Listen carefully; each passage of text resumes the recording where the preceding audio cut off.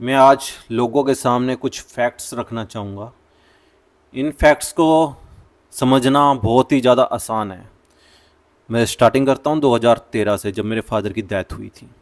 2013 में मेरे फादर की डेथ होती है। उस टाइम मेरे फादर के पास 40 लाख रुपीस थे। तो जो उनके आसपास के जितने भी लोग थे, जैसे एडवोकेट्स हो गए, जो पुलिस वाले थे, सबको जानकारी थी कि भाई इसके पास 40 लाख है।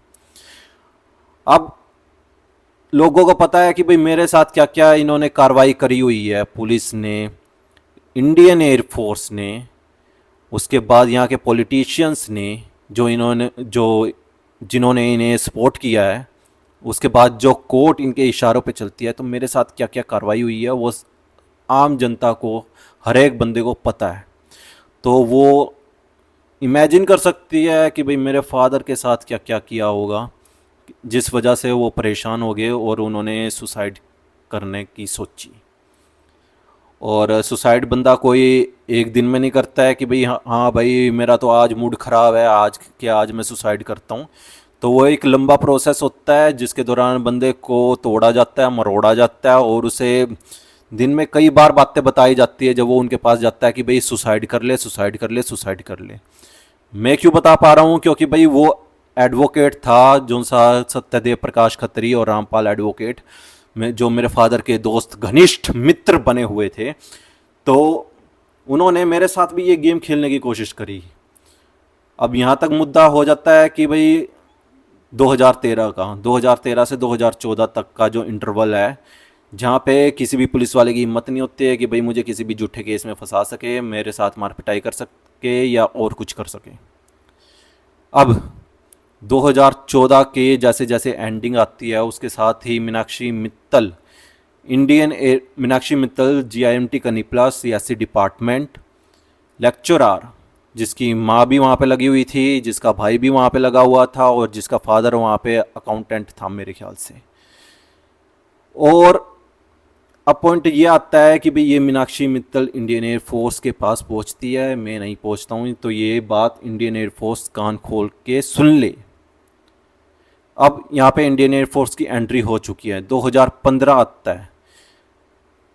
और 2015 की जैसे ही एंट्री होती है, आई थिंक डेट वाज दिसंबर।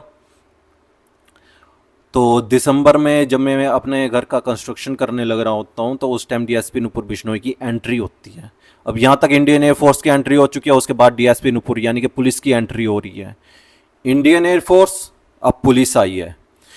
अब डीएसपी नुपुर बिश्नोई की एंट्री के बाद डीएसपी नुपुर बिश्नोई मेरे ऊपर झूठा केस दर्ज कर लेती है, जबकि मैं उसे एक वीडियो दिखाता हूँ जिसमें वो महिला झांसी की रानी बन के मार पिटाई करने लग रही है, वो भी गली में आके, और वो भी मेरे घर के पास, मेरे घर की जो सी बाउंड्री पड़ती है उसके अंदर आके। उस महिला का ये केस दर्ज कर लेते हैं कि भाई उसके साथ मैंने मार पिटाई करी, रेप किया, फलाना किया, ढिमका करा, बहुत सी अपनी धाराएं लगा देते हैं जो इन्होंने लगानी थी, मजे करने थे। एक्स्ट्रा कार्रवाई क्या करते हैं उसमें? एक्स्ट्रा कार्रवाई ये करते हैं कि भाई मेरे साथ मार पिटाई करते हैं, ये पुलिस वाले डंडे तोड़ते हैं अपने, जितने ये तोड़ सकते थे मेरे ऊपर, मेरे को नंगा करते हैं, मेरे को पीटते हैं, और जितना जलील करना चाहते थे उतना इन्होंने जलील किया। जितने ह्यूमन राइट्स को ये तोड़ सकते थे इन्होंने तोड़े मरोड़े। उसके बाद ये केस चलता है 5 साल। इसी दौरान मैं चंडीगढ़ जाता हूँ, वहाँ पे प्रेस कॉन्फ्रेंस करता हूँ, वहाँ पे मैं सारी बात बताता हूँ कि भाई DSP Nupur Bishnoi, Indian air force और यहाँ के जो से पॉलिटिशियंस हैं वो इस तरह के किसी भी बात को उठाने से एतराज़ कर रहे हैं। तो जब मैं चंडीगढ़ प्रेस क्लब में गया, वहाँ पे मैंने अपनी ये बात रखी, तो उन्होंने कहा कि भाई हम इंडियन एयरफोर्स पे किसी भी तरह का ऑब्जेक्शन नहीं कर सकते, उन्हें किसी भी तरह से इसमें इंक्लूड नहीं कर सकते। हाँ, हम डीएसपी नुपुर बिश्नोई का, जिसने वो एफआईआर दर्ज करी है, उसको वहाँ पे मेंशन कर सकते हैं। मैंने कहा ठीक है, जितना आप कर सकते हैं उतना कीजिए। तो उन्होंने क्या करा था कि भाई मेरी न्यूज़ वगैरह दिखाई थी। हाँ, मैंने उनको भेंट चढ़ाई थी, जो मैंने पैसे चढ़ाने थे, क्योंकि वहाँ पे जो बुकिंग वगैरह के चार्ज होते हैं, जो मीडिया प्रेस के खाने पीने का इंतज़ाम होता है, वो मैंने किया। उसके बाद मैं अपने घर आता हूँ। तो जैसे ही मैं घर पे आता हूँ, मैं रात को अपना घोड़े बेच के सोता हूँ आराम से। तो ये क्या करते हैं कि भाई मेरे को नशा मुक्ति केंद्र वालों से उठवा देते हैं इंडियन एयरफोर्स।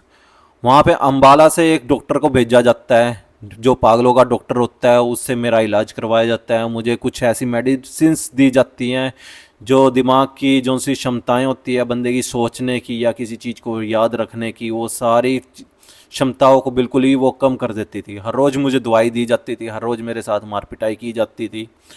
उसके बाद इस सारे मैटर में नवीन जिंदल भी इंक्लूड है, क्योंकि कहीं ना कहीं उसने इन्हें सपोर्ट करी। अब मुझे कैसे पता है कि कहीं ना कहीं उसने इन्हें सपोर्ट करी है या उसी का ये प्लान है, क्योंकि चंडीगढ़ प्रेस क्लब में जब मैं था तो मेरे पास फ़ोन आया था, वहाँ पे जिंदल नाम का उच्चारण किया गया था जिसका फ़ोन आया था।